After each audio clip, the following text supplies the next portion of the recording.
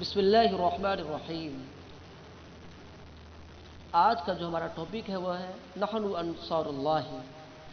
ساتھیوں، آپ لوگ ضرور ہمارے اس بات کو سنیے، اس میں شرکت کیجیے اور ہمارے یوٹیوب چینل کو ضرور سبسکرائب کریں۔ تو آئیے شروع کرتے ہیں۔ بسم اللہ الرحمن الرحیم۔ نحن انصار اللہ، ہم اللہ کے مددگار ہیں۔ کیا مطلب؟ یعنی ہم اللہ کے لیے دین کی مدد کریں گے۔ اس کا ترجمہ یہ ہوگا، فآمنوا بالمسیح، وہ لوگ مسیح علیہ السلام پر ایمان لا چکے، والتفوا حولہ، اور وہ لوگ اس کے ارد گرد جمع ہونے لگے۔ التف یلتف التفافا کیا معنی؟ جمع ہونا۔ حول اس کے ارد گرد، ووضعوا ایدیہم فی یدہ، اور انہوں نے اپنے ہاتھ کو اس کے ہاتھ میں رکھا، یعنی انہوں نے ان سے بیعت کر لیا۔ وقالوا، اور ان لوگوں نے کہا، نحن انصار اللہ، ہم اللہ کے لیے دین کے مددگار ہیں۔ یقول اللہ تعالی، اللہ تبارک و تعالی فرماتے ہیں، فلما احس عیسی منهم الکفر قال من انصاری الی اللہ، جب عیسیٰ نے ان کے انکار کو محسوس کیا تو انہوں نے کہا، کون اللہ کی راہ میں میری مدد کرنے والے ہیں؟ من انصار اللہ، کون اللہ کی راہ میں میری مدد کرنے والے ہیں؟ قال الحواریون، حواریون نے کہا، نحن انصار اللہ، ہم ہیں مدد کرنے والے اللہ کے دین کے۔ آمنا باللہ واشہد بأننا مسلمون، آمنا باللہ، ہم اللہ پر ایمان لائے اور آپ گواہ ہیں کہ ہم مسلمان ہیں، واشہد، اور آپ گواہ ہیں کہ بأننا مسلمون، ہم مسلمان ہیں۔ ربنا آمنا بما انزلت واتبعنا الرسول فاکتبنا مع الشاہدین، اے ہمارے رب، تو نے جو کچھ بھی نازل کیا ہم اس پر ایمان لائے اور ہم نے رسول کی بات مانی، بس تو ہم کو ماننے والوں میں لکھ دے۔ فاکتبنا، تو ہم کو لکھ دے، مع الشاہدین، ماننے والوں میں۔ اگلا سبق بھی پڑھ لیتے ہیں، سبق چھوٹا ہے۔ سیاحتہ و دعوتہ، اس کی سیر و تفریح اور اس کی دعوت۔ وَكَانَ سَيِّدُنَا عِيسَى يَقْضِي أَكْثَرَ أَوْقَاتِهِ، اور ہمارے سردار عیسیٰ علیہ السلام اپنے اکثر اوقات کو، قضا یقضی قدر کن گزارنا، اپنے اکثر اوقات کو گزارتے تھے کس میں؟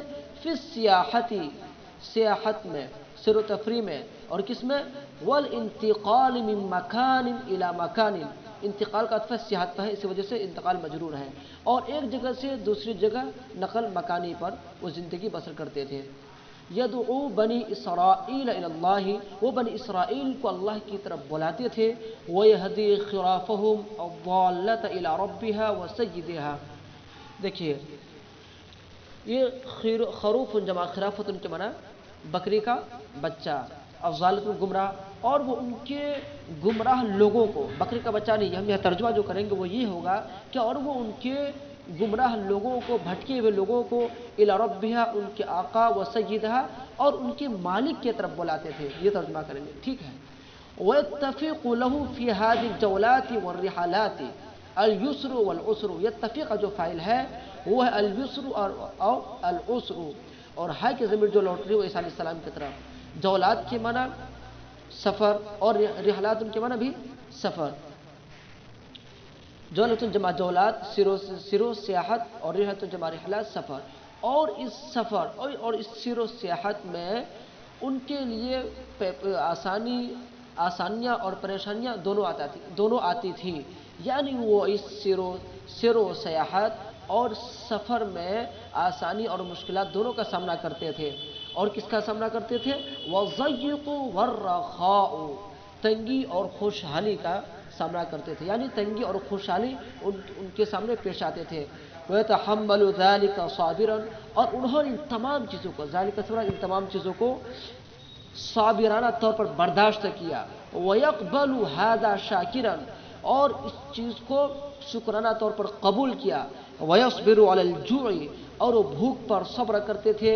وَيَجْتَرِئُ بِمَا يَسُدُّ الرَّمَقَ، یجترئ اجتراء کے معنی کافی سمجھنا، اور الرمق کے معنی بقیہ زندگی، اور وہ سد رمق کو کافی سمجھتے تھے، یا یہ کہہ سکتے ہیں کہ بقدر کفاف روزی روٹی کو کافی سمجھتے تھے، وَيَجْتَرِئُوا اور وہ کافی سمجھتے تھے بما یسد الرمق اس چیز کو جو بقیہ زندگی کو لپیٹ دے، یعنی وہ سد رمق پر اکتفا کر لیتے تھے.